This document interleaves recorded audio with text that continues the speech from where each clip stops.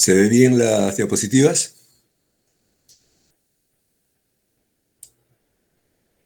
Sí, sí se ve. Sí, ok. Bueno, eh, sí, está bien, ¿no? Ya, vamos a revisar algunas muy rápida, de verdad muy rápido, y avanzar lo que falta para ya estar listos para la presentación y el examen, ¿no? El PPT y el examen. A ver, la geomorfología hace estas tres cosas, siempre. Define el aspecto de la forma, lo describe, le da nombre. Esos son los aspectos más importantes. Acuérdense que la geomorfología estudia la forma del relieve, no cómo es adentro, la constitución geológica, todo en profundidad, cómo es el clima, nada de eso, sino cómo es la forma del relieve. Pero esa forma está influida por los factores internos, externos, como ya sabemos. Entonces, la forma de relieve tiene nombres. Son producto de acción de agentes bajo la influencia de factores, dan lugar a procesos. Y cada proceso puede dar lugar a nuevas formas. Entonces, en ese sentido, la geomorfología hace la fisonomía, la fisiografía, la morfología, como quieran llamarle, morfogénesis, que es el origen, y la morfodinámica, que ve cómo evoluciona. Son las tres cosas que siempre se tiene que hacer.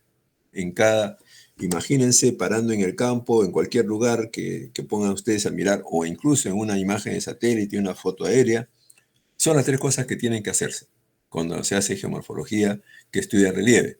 Ver la morfología, darle nombre a las cosas, describirla con sus aspectos, etc. Encontrar un poco cómo se originan y cómo evolucionan. Por ejemplo, una planicie es la morfología, pero cuando dice una planicie aluvial, uno está diciendo que está formado por gravas, arena, dejadas por un río. Y ahí estás entrando ya al campo del origen. Pero esa planicie aluvial puede estar siendo erosionada, puede estar siendo meteorizada por esto, por cuál razón, etc. Estamos entrando al campo de la morfodinámica.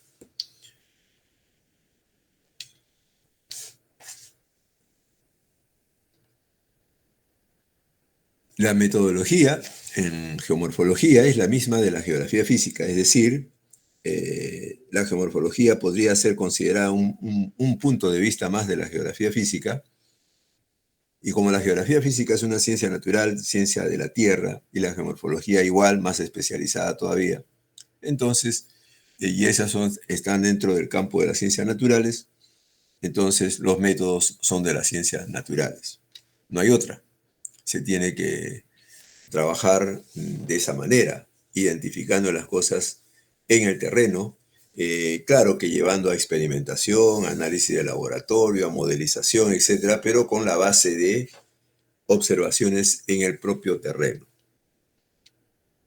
utilizando métodos diversos, mediciones, proyecciones, puede uno hacer simplemente modelizaciones a base de una regresión, en fin.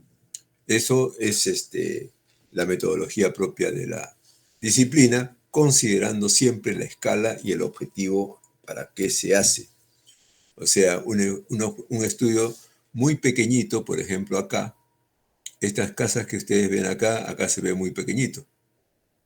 Y acá apenas. Entonces, lo importante de esta foto, que está por Matucana, lo importante es que esta es una foto aérea muy antigua. A ver, aerofoto del año 62, 1962 al 24, al 22, son 40, 60 y 62 años, ¿no? En ese entonces aquí había bosque, miren. Ahora aquí ya no lo hay y aquí menos, ¿no? Es la misma. Solo aquí esta zona, esta es la casa que está acá. Esta es la agrupación de casas que está acá, solo que a mayor vista, a mayor detalle. Este es un cono de deyección, un cono directivo. Y estos son terrenos cultivados de ladera. Y acá unos terrenos de fuerte pendiente que no se cultivan. Pero el bosque estaba en toda esta zona y ya no hay. Entonces, uno interpreta, observa, identifica y analiza, ¿no? Finalmente define. La forma de relieve, con la escala, con todo eso, acuérdense que les ha tomado una pregunta de escala y va a venir otra de escala también en el examen. No se olviden que tienen que darle nombre correcto a las cosas. Les pongo unas fotografías y hay que ponerle un nombre apropiado, de acuerdo a lo que hemos estado examinando. Ladera, vertiente, en fin, dolina calcárea, bueno, eso no hemos mencionado, un valle profundo, encañonado, con terrazas a los costados, una llanura aluvial de inundación, una llanura aluvial de inundación también, un campo de dunas eólico, un campo eólico, la llanura amazónica, un valle, valle interandino, o sea, todo nombre que consideren ustedes ponerle de forma apropiada. En un par de clases estuvimos viendo y definiendo nombres. De la geología, no se olviden que igual vuelve a aparecerles la edad. La edad en geomorfología es indispensable. No es solamente que les diga, esto es Triásico o esto es Cámbrico, sino una idea de cuántos millones de años atrás tiene ese nombre. Por ejemplo, un Eoceno, entre 34 y 55 millones de años. Yo no les voy a pedir exactitud, pero sí una aproximación razonable. El terciario empieza empieza hace 66 millones de años. Y en el terciario y cuaternario es cuando se han formado la gran mayoría de formas de relieve que se ve en el planeta hoy día. Y la mayoría incluso en el Pleistoceno, o sea, en el último 2,5 millones de años. O sea, son formas recientes en comparación a la geología que se va hasta más de 600, 700 millones de años. Pero tengan una idea. Esa es la prioridad. A ver cómo vamos en asistencia.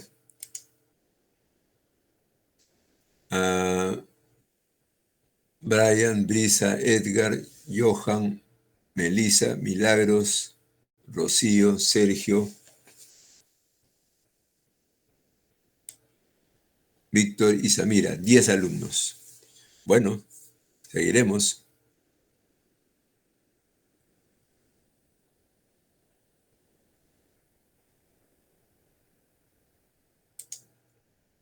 Están viendo la pantalla, ¿verdad? ¿Sí? Sí, profesor. Ok. Vimos un poco de sismología.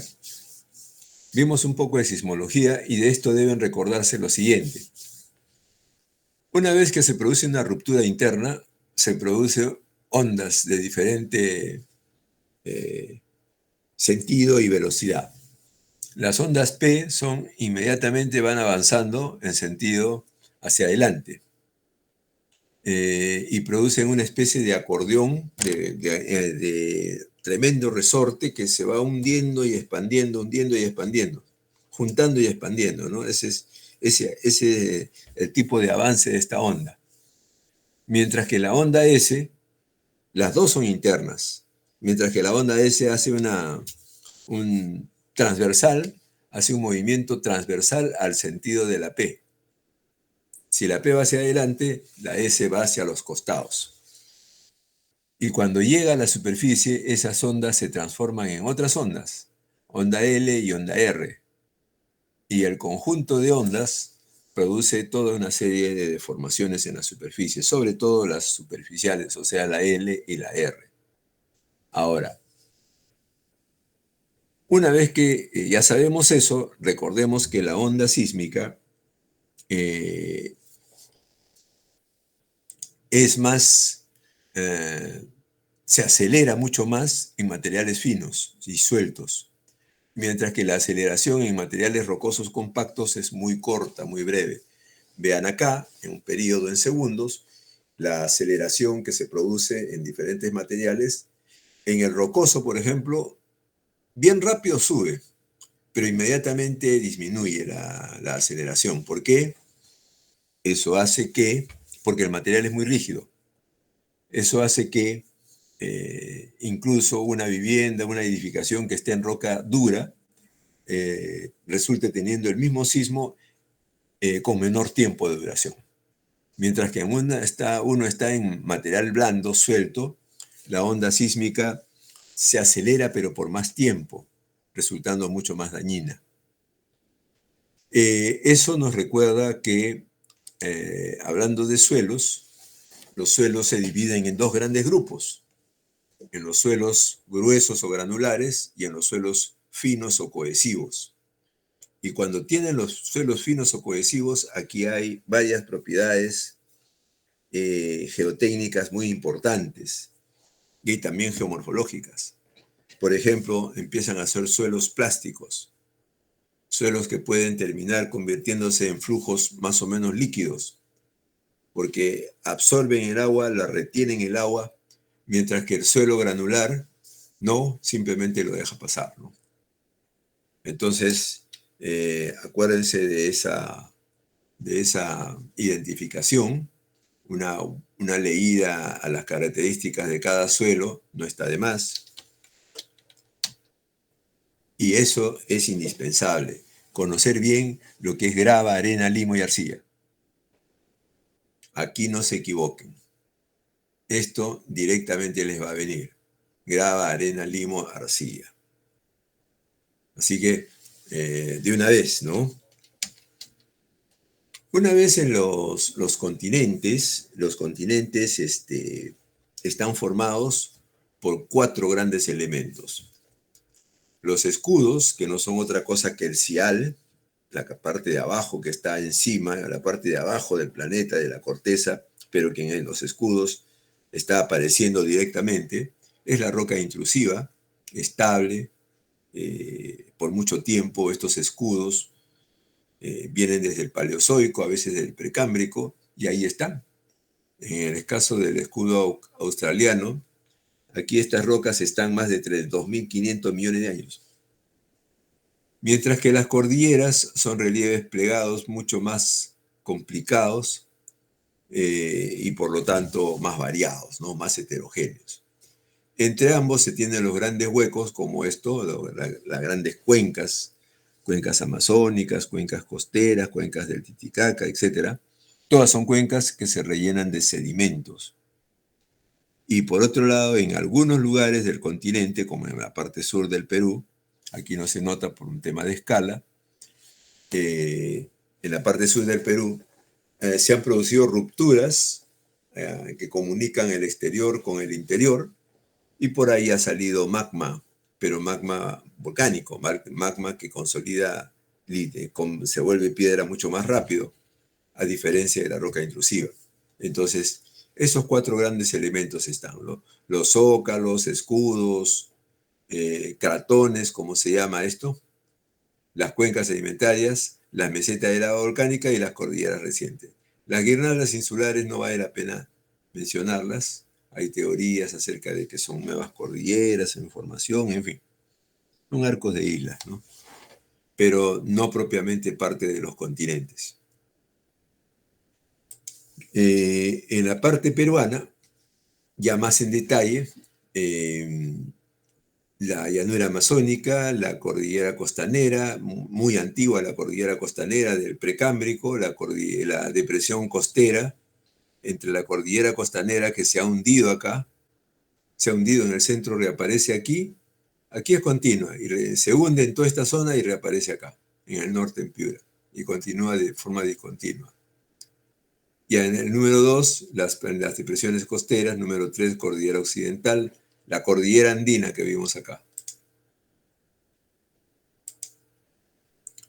4, valles interandinos, 5, depresión del Titicaca, 6, cordillera oriental, 7, cordillera subandina, 8, la gran depresión, la cuenca sedimentaria amazónica.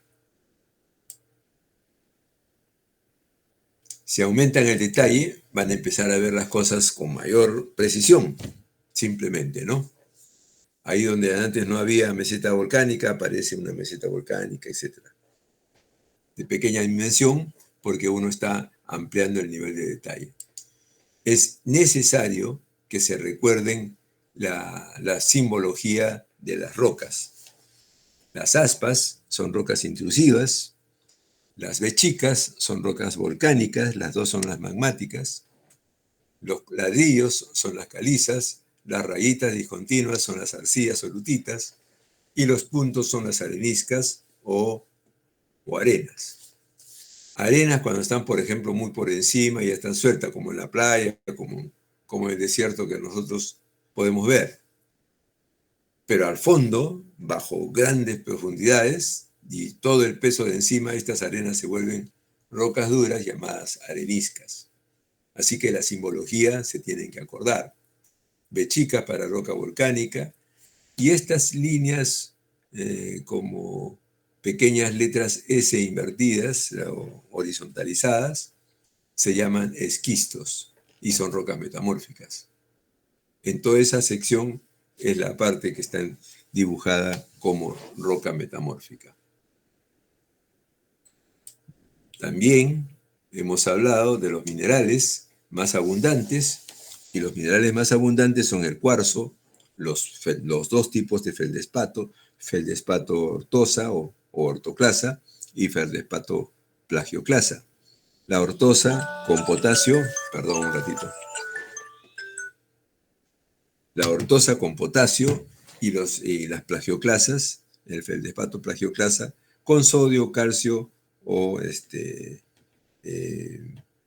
eh, o potasio, sodio. Ay, vamos a revisar acá.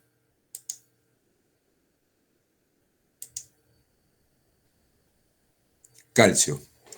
Los minerales, los feldespatos son las plagioclasas, que son mezcla de dos minerales muy asociados. La albita, que es el sodio, y la nortita, que es el calcio. Estos dos forman las plagioclasas, mientras que el potasio, que está acá, forma la ortosa. Y otros minerales también abundantes, sobre todo en rocas básicas, son los minerales ferromagnesianos, que tienen magnesio, fierro, principalmente, ¿no? Y ahí está todo eso. Bueno, eso es un poco importante a la hora que ven ustedes más adelante los principios de geomorfología, los procesos de meteorización. El volcanismo es la actividad volcánica violenta, rápida, bueno, violenta no necesariamente, rápida sí. Si el magma que está saliendo desde el interior tiene poco cuarzo, entonces su punto de conversión a sólido es elevado y puede llegar a superficie y demora en enfriarse y va corriendo como lava, como río. Mientras que un producto rico en cuarzo, lo contrario, tiene mucho gas, el cuarzo se convierte en piedra pronto, lo sella las salidas, vuelve a endurecer, por ejemplo, toda la chimenea, y así puede producir una explosión. En ese sentido, existen 4 tipos de actividad volcánica. La volcánica hawaiana, que es un volcanismo fluido, de grandes extensiones, que forma mesetas, principalmente a base de basalto. En el otro extremo está la riolita, que es un término de roca volcánica prácticamente en un 80-70% convertido en cuarzo, pedacitos de cuarzo. Bueno, me dan un momentito, por favor. Esa ha sido la llamada de aviso, alerta de medicina. Un segundito, por favor, un minuto. ¿Hay más alumnos o no hay?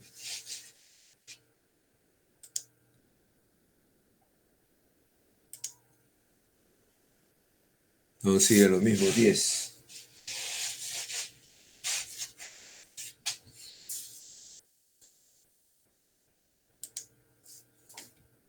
Once. A ver, un momentito.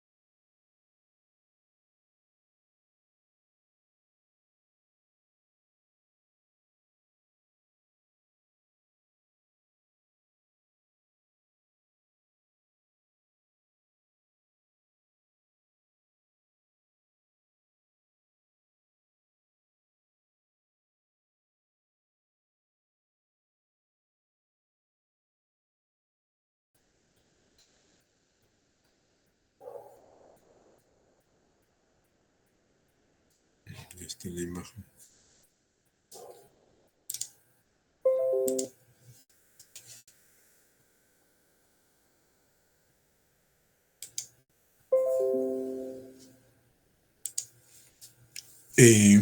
Las rocas que se estudian en el relieve, la geomorfología estudia la forma del relieve. Esta es la forma. La corteza es todo esto, hasta cierta profundidad, 20, 40, 80 kilómetros. La forma del relieve, una montaña baja, una pequeña colina, una llanura ondulada, un pequeño valle, todas estas cosas acá, cimas onduladas, etc. Esa es la forma del relieve. Y ese relieve está sobre una estructura. Aquí en la llanura amazónica, en la cuenca sedimentaria amazónica, como en otras cuencas, los sedimentos están principalmente horizontales, o sea, poco plegados, poco fallados. Mientras que en los relieves de las cordilleras, los relieves están bastante accidentados, plegados en anticlinales, inclinales, basculados en una u otra dirección, con buzamientos hacia aquí o hacia allá, a veces suaves, a veces fuertes, como acá. Este es el relieve andino. Tumbados, los pliegues, volteados, fallados, entremezclados, bloques que incluso han hecho que rocas más antiguas ahora estén encima de más modernas, porque se han desplazado a manera de una torsión. Y a veces las torsiones se han fallado y entonces son torsiones rotas. Una avanza en un sentido, otro en otro sentido, depende si la falla es normal, inversa o longitudinal o de desgarre. Es decir, cuando es normal, una parte se va para abajo y otra para arriba. Cuando es inversa, una parte empieza a subirse sobre la otra. Y cuando es longitudinal o de desgarre, dos cosas empiezan a separarse longitudinalmente, uno por ejemplo hacia el norte y otro bloque hacia el sur. Y todo eso pasa en las cordilleras recientes, ¿no? De esa manera, ustedes pueden ver acá un mapa geológico con estructuras de rumbo sureste-noroeste, con fallas inversas en estos casos, o sea, miren, aquí tienen Cretácico medio y Cretácico inferior.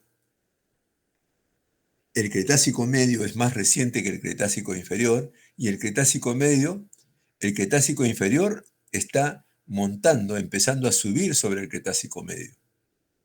O sea, el Cretácico inferior es más antiguo y ahora empieza a estar por encima del Cretácico medio. Aquí tienen ustedes el Cretácico terciario inferior, o sea, estas rocas de acá, este color, su origen está comprendido entre el Cretácico y el terciario inferior. Es más moderno que el Cretácico solo, que el Cretácico superior. Aquí tiene, por ejemplo, Cretácico medio, donde estaba el Cretácico superior, Cretácico inferior, Cretácico medio, donde habrá un Cretácico superior. Acá hay un Cretácico superior. Aquí dice Cretácico al terciario, o sea, del Cretácico superior al terciario. Este es más moderno que este. Y este de acá es Cretácico medio. Este Cretácico medio está empezando a estar por encima del Cretácico al terciario inferior. Eso se le llaman fallas fallas inversas o zonas de cabalgamiento. Pues así, o sea, se está como torsionando el relieve por las fuerzas tectónicas internas. Así que eso es importante considerar. En los principios de geomorfología, acuérdense de que el periodo burmiense, el que ha terminado hace solo 10.000 años, empezó hace 130.000, unos 120.000 años de duración, y termina ese periodo burmiense en que el mundo fue bastante frío, bastante frío. El bosque ecuatorial era más chico que ahora, el desierto estaba más cerca hacia el Ecuador, las zonas de hielo estaban ocupando gran parte de los hemisferios a partir de latitudes medias hacia arriba, Todo eso ha cambiado en el mundo, solo en los últimos 10.000 años. Y las formas de erosión, las formas de relieve que se crearon durante el Burmiense, ahora están sometidas a condiciones diferentes, o sea, el clima del actual. Y al estar relacionados a climas actuales, que son diferentes bajo los cuales se formaron, entonces se habla de paleoformas, paleogeografías, y el relieve y las geografías actuales están trabajando sobre geografías antiguas, modificándolas, eliminándolas y haciendo parecer nuevas geografías. Pero como esto ocurrió hace solo 10.000 años, va a tardar mucho tiempo, 1, 2, 3 millones de años, en que las cosas formadas en el Burmiense se acaben, se pierdan. Entonces, otro concepto importante es que el agua corriente es el agente erosivo universal, y este agente trabaja en función de un nivel de base, que no es otra cosa que el nivel de base del mar, cuando se trata de un nivel de base general. Cuando se trata de un nivel de base local, es una llanura, es un lago interno, etcétera. Ese es un nivel de base local, mientras que el nivel de base general es el nivel del mar. Y el nivel del mar cambia. Si sube, se convierte en una transgresión marina, porque avanza el mar. Si retrocede el nivel marino, se llama una regresión. Entonces, son temas geológicos relacionados a cambios climáticos que siempre han ocurrido en el mundo. No se olviden que la descripción geomorfológica toma en cuenta mucho la pendiente y la magnitud. Y las principales formas elementales de relieve son las planicies, mesetas, valles, colinas y montañas. Y se puede diferenciar montañas bajas y altas. Incluso en una clase les recomendé, les sugerí que prácticamente si solo pudieran hacer bien una delimitación de planicies de estas 6 formas, de estas formas básicas, ya sería una gran ayuda. Porque aparentemente es fácil separar planicie de la meseta, del valle, de la montaña.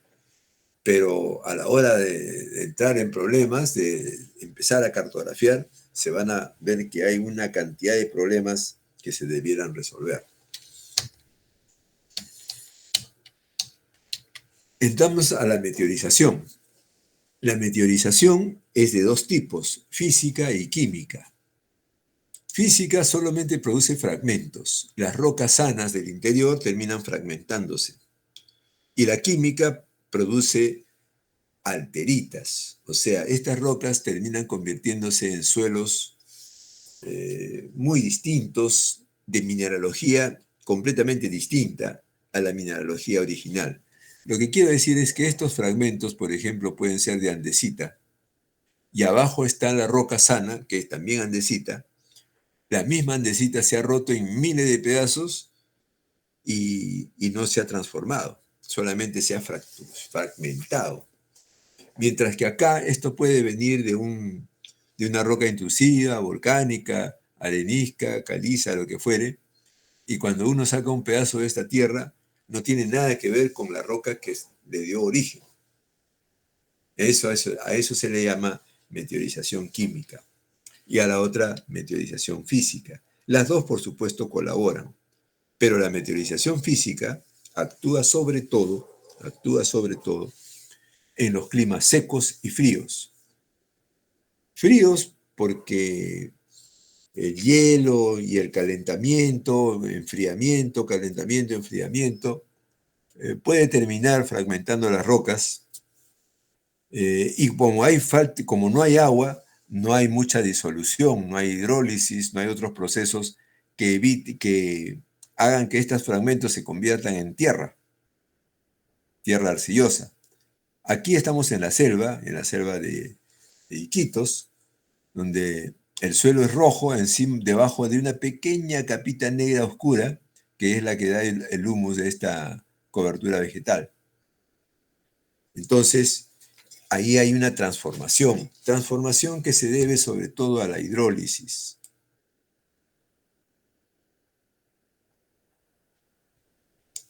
Acá están los principales procesos de meteorización química. La hidrólisis, que es la más importante, la disolución le seguiría, y la oxidación, que prácticamente es mínima. Porque aquí es donde está el problema. Agua. La disolución y la hidrólisis dependen del agua. Pero el agua no solamente agua, tiene que ser agua ácida, agua menos. O sea, las aguas ácidas son más atacantes de los minerales comunes, son más efectivos en la conversión en minerales arcillosos.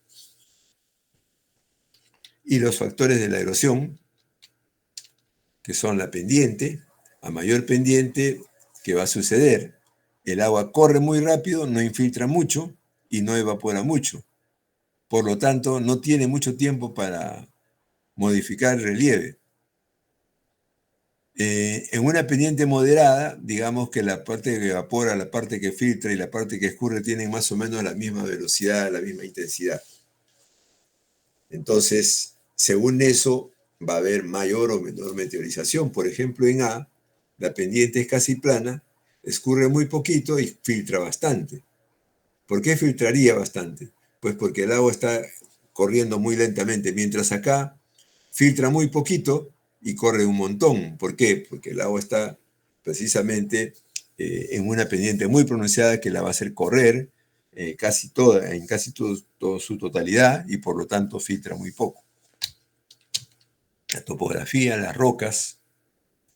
En este caso, les recomiendo esta tabla de clasificación de las rocas a partir de su resistencia a compresión simple. En el año pasado les pregunté rocas duras, rocas blandas, a los alumnos, algunos de los cuales están ahora. Entonces, apréndanse esas rocas blandas, duras, ahí está tres formas de clasificación. La del ISRM, la de Geológica Sociedad de Londres y la de un autor investigador de Wieniawski. Entonces, por ejemplo, la resistencia a la compresión simple es muy baja en estas rocas: sal, lutita, limolita, marga, toba y carbón. O sea, son rocas blandas, rocas peligrosas, rocas que se erosionan, rocas que no sirven como medio de soporte de construcciones ante sismos. Mientras que las rocas más duras, las extremadamente duras, muy alta, son la cuarcita, el gabro y el basalto, y también algunas otras rocas parecidas. Entonces, una mirada y recuerdo, estudio de esa tabla. Les estoy diciendo más o menos las preguntas que van a venir y que tienen que estudiar. Entonces, la topografía, la geología y el clima, conjuntamente con la vegetación. Ahí se ve que con poca precipitación, un suelo semidesnudo, desnudo, no sé cómo llámanle, en una erosión en una pendiente de 10 grados y 10 metros de longitud, la erosión es muy alta en este tipo de suelos bajo esta poca vegetación. Pero a medida que aumenta la vegetación, baja la erosión. Ese es el bosque, por ejemplo, ¿no? Alrededor de los 1000 milímetros de lluvia, el bosque es muy efectivo en cuanto a freno de la erosión. Pero ya cuando pasa de 2000, la efectividad empieza a disminuir. Pero recién empieza. Mientras que acá, en un suelo semidesnudo, o desnudo, en un suelo, sí, está bien, un suelo desnudo, semidesnudo, de cobertura vegetal, el agua de escorrentía afecta brutalmente, ¿no? ¿Por qué? Porque en los climas semiáridos, cálidos, las lluvias son raras pero violentas. ¿Por qué? Porque el contenido de vapor de agua de una masa de aire es función de su temperatura.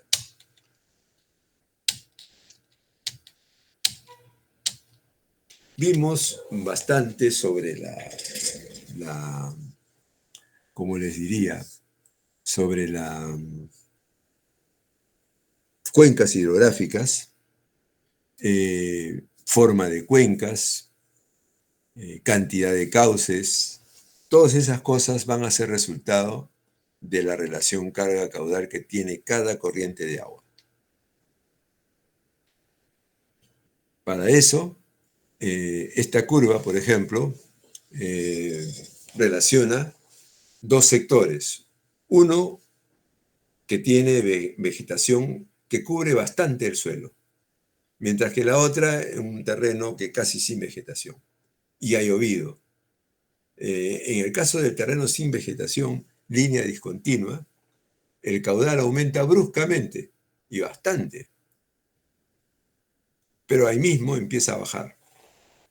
Mientras que la curva A, que es la de un río, no sube tanto cuando llega la temporada de lluvias y tampoco baja tanto cuando ya pasó el día, ya pasó los días lluviosos, y entonces ahora, ¿qué va a pasar? Está bajo el valor. La carga, flotación, suspensión, saltación y rodamiento. Y todo eso es la parte de carga de la relación carga-caudal. Ahí está.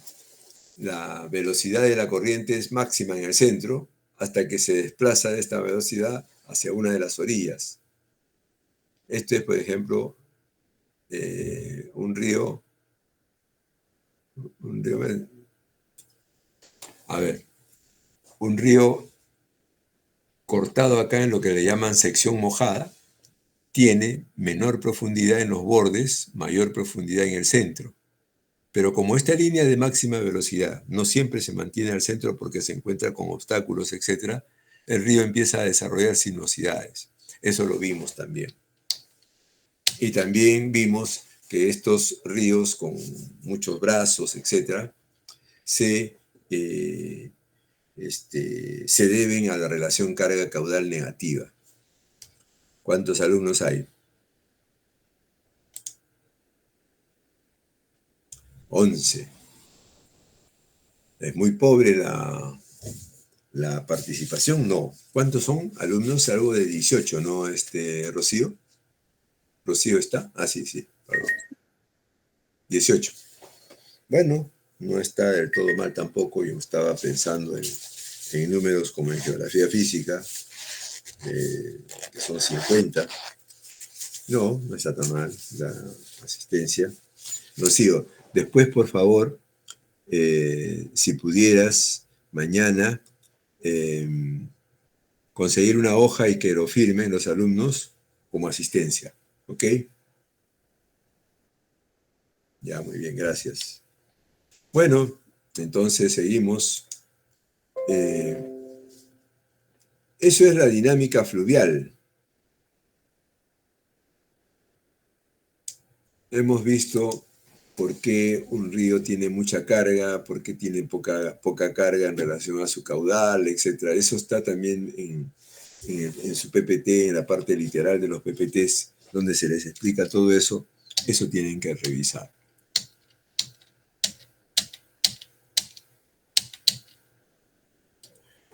Este es un mapa geomorfológico que, como ustedes están viendo, está lleno de símbolos, tramas que dan una especie de sentido, de avance. No les voy a tomar esto de ninguna manera, solamente que lo tengan en cuenta, ¿no? Para cualquier circunstancia. Es con estos mapas que se puede planificar mejor una serie de aspectos. Los movimientos en masa. Los movimientos en masa, como aquí se producen irregularmente en las laderas bajo la influencia de la gravedad, pendientes, sismos, contenido de humedad, tipo de litología, estructura, agente de socavamiento, un larguísimo, etc. Los movimientos de masa pueden ser desde muy rápidos a casi instantáneos. Desprendimientos, caídas, eso abunda en los derrumbes, abunda en el movimiento rápido, ¿no? Desprendimientos, más todavía. o muy lentos, apenas perceptibles como la solifluxión. Apenas uno se da cuenta que el terreno se está empezando a ondular. Ahí lo tienen, algunas formas de movimiento en masa. Volumen 1, 50.000 ¿qué? Metros cúbicos. 50.000 metros cúbicos es muy poquito. Imagínense 10 camionadas, menos 8 camionadas. Cuando hay movimientos de masa que pueden tener millones de metros cúbicos, hasta más de 1.500 millones de metros cúbicos. Así que los tipos de movimiento en masa, simple, en suelos, en bloques rocosos, en derrubios, en la primera parte en desprendimientos y vuelcos. En fin, no pretendo que se haga una cuestión muy drástica en la clasificación. Entonces, en esta imagen, por ejemplo, vemos varios movimientos de masa. Se ha desprendido una parte de material acá. Esto también, muy chiquito. Esto también más, acá está la parte que se ha deslizado. Aquí la tienen también, en este otro lado. Y bueno, es una forma de evolución de las vertientes. La otra es por cárcavas, las lluvias van cortando el terreno, y todo eso hace, pues, le quita estabilidad a las cosas, ¿no? A los relieves. Eso hay que señalarlo en estos mapas geomorfológicos. A ver, dejemos unos 10 minutos o mucho. Entre 5 y 10 minutos de intermedio, ¿ok? Entre 5 y 10 minutos.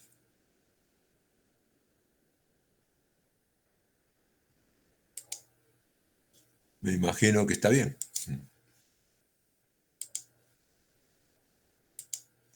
Rocío, ¿estás escuchando? Ok, ya, entre 5 y 10 minutos, ¿ya?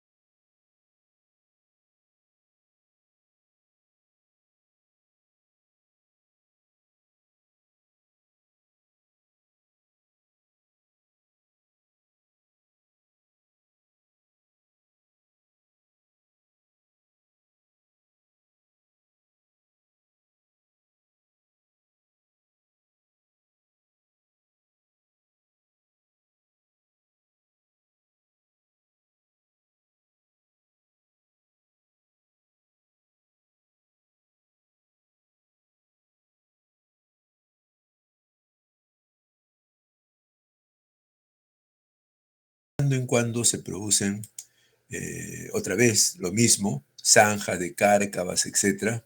Aquí pequeños surcos, escurrimiento difuso, como va pulimentando la superficie, pero de cuando en cuando ocurren cosas muy grandes como esta, ¿no? Una caída de inmensas masas de hielo y produjo el aluvión del Ranrairca, con un pequeño rebalse que barrió a Yungay. Aquí se produjo un pequeño rebalse, porque si no hubiera alcanzado altura y meterse por un cuello una pequeña masa de barro, Yungay hasta ahora estaría. Pero Ranrairca que había acá, eso sí fue barrido totalmente, conjuntamente con el río Santa. Este es un deslizamiento, un movimiento en masa enorme, pero mucho más grande todavía fue este. Ustedes lo revisan porque puede venirles alguna pregunta relacionada a estos movimientos de masa, a los más grandes. de qué se trató. Este es uno de los movimientos de masa más grandes que conoce la humanidad desde, desde el principio del Holoceno, sino desde finales del Pleistoceno también. Profesor, disculpe, Sí, adelante. ¿puede mostrar la pantalla? No se ve muy bien, el PPT. ¿Qué cosa haría? A ver, no, lo que pasa, no sé si esta foto te refieres. No, no, o sea, el PPT no se ve. Todo el PPT. Ajá, no se ve. Ah, caramba.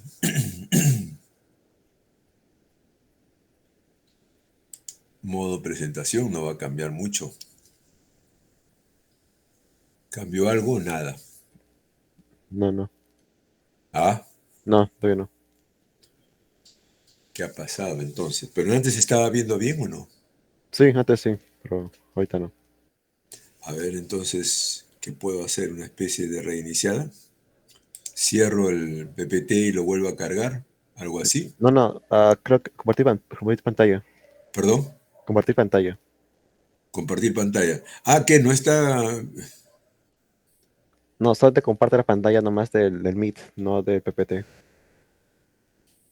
No, pero estoy presentando. Aquí está la pantalla del... acá estoy presentando. Si yo puedo cerrar esto, dejar de presentar, ya no van a ver nada, en teoría. Pero vuelvo a presentar, eh, compartir, compartir y aquí está. Ahí está. ¿Se ve? ¿Se ve o no se ve? No, no se ve. Ahora sí no sé por qué. ¿Alguien sabe? Ya, yo no veo, pero no sé. A ver, mi compañero dice que ven, no sé. Tú no ves, pero aparentemente otros sí, Sí, no sé. Ujú. porque no había problema. Más bien parece ser un poco tu problema de tu propio instrumento, la PC o el celular que estés viendo. Sí, ya no importa, voy a reiniciar. Sí, ok, reinicia. Muy bien. Porque sí están viendo, ¿no? Los demás. Que dicho sea de paso, siguen siendo muy pocos. Alguien más ingresó, no sé quién. Hay 11, 12 alumnos. A ver, Brian, Brisa, Edgar, Johan, Jocelyn. Jocelyn es la que acaba de entrar, aparentemente. No, estaba ya hace rato. Karen, Melissa, Milagros, Rocío, lógicamente al principio, Sergio y Samira. No sé quién entró al último. No importa, pero son muy pocos. Pero bueno, Víctor Sarguerón también acaba de entrar. Bueno, 2/3 casi del salón está ahorita, ¿no? A ver, entonces estábamos acá observando un movimiento en masa de más de 1.000 millones de toneladas deslizadas, no, más de 1.000 millones de metros cúbicos, o sea, 3, 4 mil millones de metros de toneladas. 3, 4 mil millones de toneladas. ¿Se imaginan lo que ha caído en un solo movimiento? Es terrible, esas cosas que pasan, y esos son los movimientos de masa, mientras que esta es la erosión normal, ¿no? Por el agua corriente, surcos y cárcavas, que a veces se frenan con los andenes y que a veces se frenan por la vegetación. La vegetación frena la formación de cárcavas. Esto no importa. Y, y vamos a lo último, que es sistemas de erosión bioclimáticos.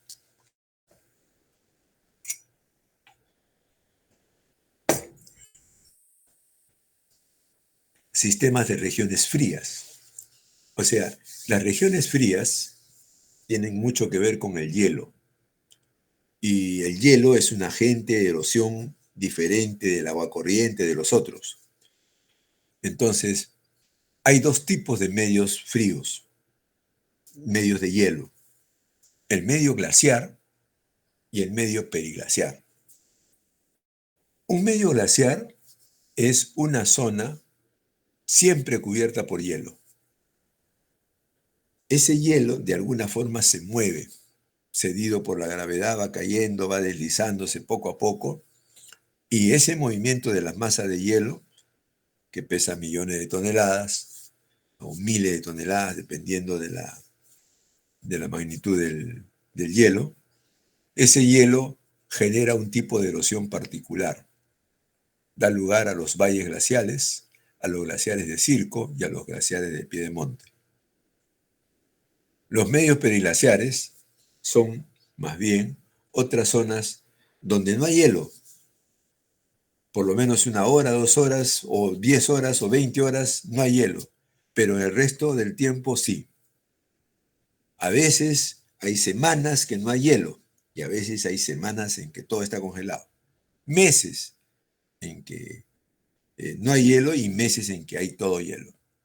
Entonces, en otras palabras, los medios periglaciares son zonas donde el hielo ocupa una parte del tiempo del año.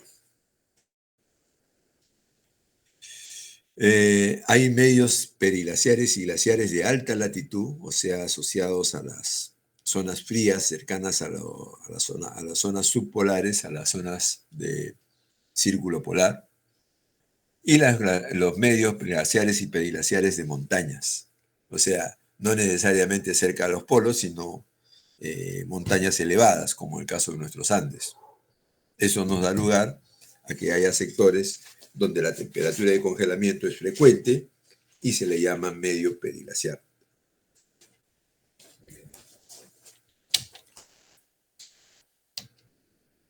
Aquí, por ejemplo, la zona de hielo permanente es un medio glaciar. Y la zona que hay hielo por ratos, por meses, por semanas, pero una parte del tiempo, se le llama medio periglaciar. La erosión acá está prácticamente cerrada a la parte baja, a lo que hay debajo de la masa de hielo. Ahí esas masas se están pulimentando, rascando ahí con las rocas que los glaciares, este glaciar va cayendo, miren, ¿no? Y va trayendo rocas, y esas rocas va puliendo a la superficie. Se forman huecos, y esos huecos se llenan de hielo. Por supuesto, eso demora varios miles de años. Esos huecos se llaman circos. De ahí bajan los hielos. Y cuando bajan, se unen varias masas de hielo y van por un valle principal, van glaciar de valle, valle glaciar. Y así le van a poner nombres. Morrena es el depósito que deja el hielo cuando avanza. Aquí creo que está eso. Jorge está el tema glacial en el Valle River, el Tísico glacial. No está, pero bueno, podemos expresar acá. Vamos a intentarlo. Esto es el terreno cubierto de hielo. Y esta es la parte basal, lo que está debajo del hielo. Cómo se van arrancando partículas. Medial moraine, entonces este es el material morénico. Está sobre el hielo y a medida que el hielo se va fusionando, esa morrena también se va retrabajando, se va desparciendo. ¿Y qué es la morrena? Es el conjunto de materiales que el hielo empujó y abandonó en algún sitio. Así como hay medios glaciares y periglaciares, también hay medios desérticos áridos. Entonces, estas formas de erosión se producen, por ejemplo, son comunes en los medios periglaciares de montaña. Esto también. El hielo crece como una agujita en Ticlio. En Ticlio se podía ver unas agujitas de hielo, pero se puede ver cuando hay hielo. O sea, ya de noche, y si es que uno tiene una buena lámpara, y lo va a ver. cada pequeña partícula levanta un granito de arena o una piedrecilla, una gravilla del terreno y lo suelta un poco más allá. Entonces, ¿qué va a quedar? Va a quedar una forma de relieve un tanto sui generis, porque ha sido creada en la noche, nada menos, ¿no? Eso, otras formas de erosión que hay en los medios periglaciares son como estas de acá, solifluxión. El flujo, el sólido fluye en algún momento. Finalmente, el sistema de regiones áridas, desiertos, semidesiertos y zonas semiáridas. Nos dice cuánto de lluvia en la zona desértica, en la zona semidesértica, que es doble o casi el triple, y en la zona semiárida, a partir del triple, 120 o 400 milímetros, hacia un montón de lluvia, ¿no? Perdón, entre 120 a 140, perdón. Ese 140, ese 400 ya es bastante, un montón de lluvia comparado con el resto de zonas desérticas. Menos de 50 milímetros, 50 a 100, y acá estamos hablando de 120 a más de 400 metros. Entonces, ahí llueve unos 300, 400 milímetros, como dice ahí, y con esa cantidad de lluvia genera sobre todo fuerte erosión, pero poca vegetación para proteger el terreno. Hay una ambivalencia ahí. Estas son formas de erosión dejadas por el viento en el Sahara y por el viento en Paracas, muy similares. Igual, esa cantidad de arena, no sé si es gruesa, media, fina, eso es la idea, ¿no? La próxima práctica, si es que lo hubiera en lo sucesivo, deberían salir con instrumentos y en eso estamos tratando de conseguir. Hay un terreno que se llama REC, pavimento desértico. La roca es clara, pero el terreno está lleno de partículas oscuras que han tapado el material fino que el viento puede volver a remover. Entonces es como esto que está como si estuviera cementado para la acción del viento. Y son valles para la acción de un río. Queremos decidir cuál de los, veamos lo que es frecuente. Todo para los señores de este trabajo, entonces hay que, bueno, considerarlo en su contexto, ¿no? O sea, son zonas secas. La deflación eólica. Y aquí vean ustedes el agua corriente, no el viento, transporta partículas así. Pero este es viento. Miren cómo están viajando las partículas, algunas más arriba, otras más abajo. Están saltando, suspendidos, etc. Producto del fuerte viento, ¿no? Arrastre selectivo de partículas se llama deflación, con vientos en la vista, con vientos de 50 kilómetros por hora, bastante 50 kilómetros por hora. No es un huracán como los que azotan a Estados Unidos, el Caribe, donde el viento es 200, 250 kilómetros por hora. Pero ya 50 kilómetros por hora ya es significativo. Miren la erosión que produce. Hasta ahí sería el examen, hasta entender lo que es la deflación.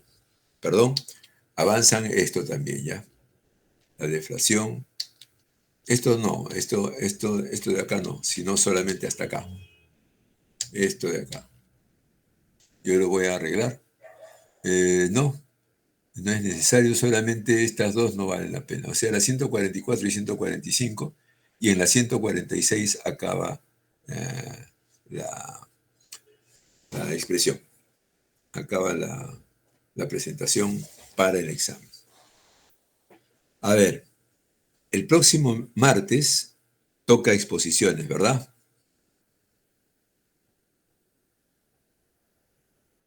Ya.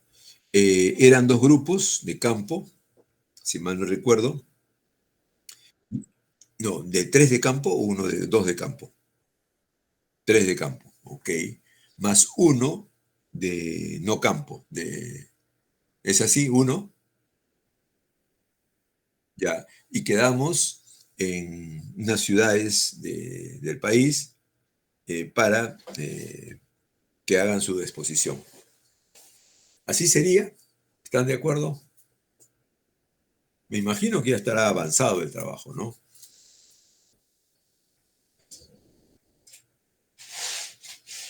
A ver, opiniones. Si las hubiera también, porque de repente ya estaba avanzado, muy... ustedes digan.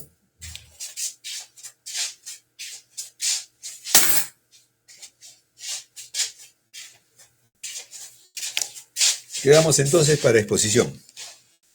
El próximo miércoles 3. Perdón, martes 2. Martes 2. Exponen allí su...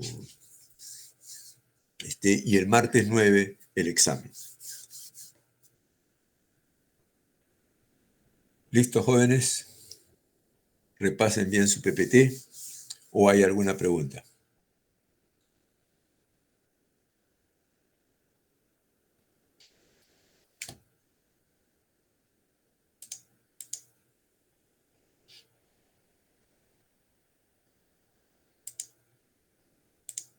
¿Alguna pregunta?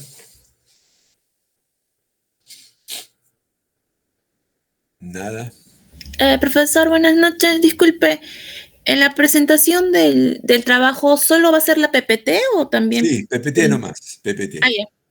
Está bien. Gracias. PPT, pero me mandan al correo también el PPT, ¿no?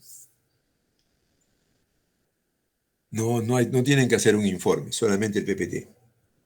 El PPT lo expone, pero al mismo tiempo me mandan al correo. ¿Está claro? Bueno, aparentemente sí. ¿Estamos de acuerdo? Sí, sí, profesor. Adelante.